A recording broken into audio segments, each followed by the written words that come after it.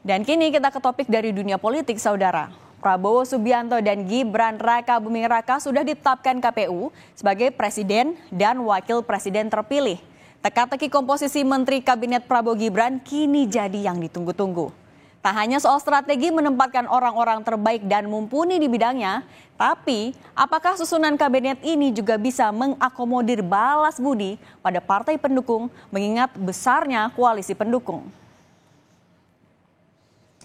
Tak dipungkiri, partai koalisi pendukung punya kans besar untuk menempati kursi-kursi Menteri Prabowo. Salah satunya Partai Demokrat.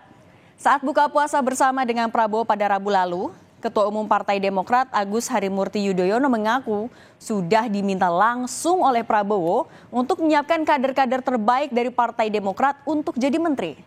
Soal permintaan Prabowo ke AHY ini, Wakil Presiden terpilih Gibran Rakabuming Raka menyebut masih terus dibahas dengan partai koalisi. Kalau Demokrat menyenggol tipis-tipis soal jatah kursi menteri di kabinet ini, lain halnya dengan Partai Golkar.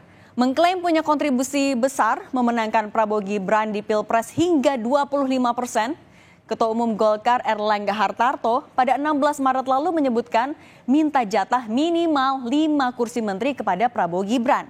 Meski hingga kini belum diminta Prabowo untuk menyiapkan kadernya. Namun Erlangga memastikan banyak kader Golkar yang siap menempati posisi menteri. Lalu bagaimana dengan Partai Amanat Nasional? Apakah juga ikut-ikutan menagih jatah kursi menteri di kabinet Prabowo Gibran? Mengingat PAN ini udah berada di barisan pendukung Prabowo sejak 2014. Ketua Umum Partai PAN Zulkifli Hasan menyebut soal penentuan menteri di kabinet adalah hak prerogatif presiden terpilih. Dalam hal ini adalah Prabowo Subianto. Zulhas menyerahkan keputusan pada Prabowo dan yakin jika Prabowo bisa memutuskan yang terbaik. Nah, Presiden Joko Widodo pun diduga juga ikut terlibat dalam mengusulkan nama-nama calon menteri buat jadi menteri Prabowo Gibran. Tapi Gibran memastikan Jokowi tidak menitipkan nama di kabinet mendatang. Senada dengan Gibran, pihak Istana Kepresidenan juga membantah soal keterlibatan Jokowi dalam penyusunan kabinet di pemerintahan mendatang.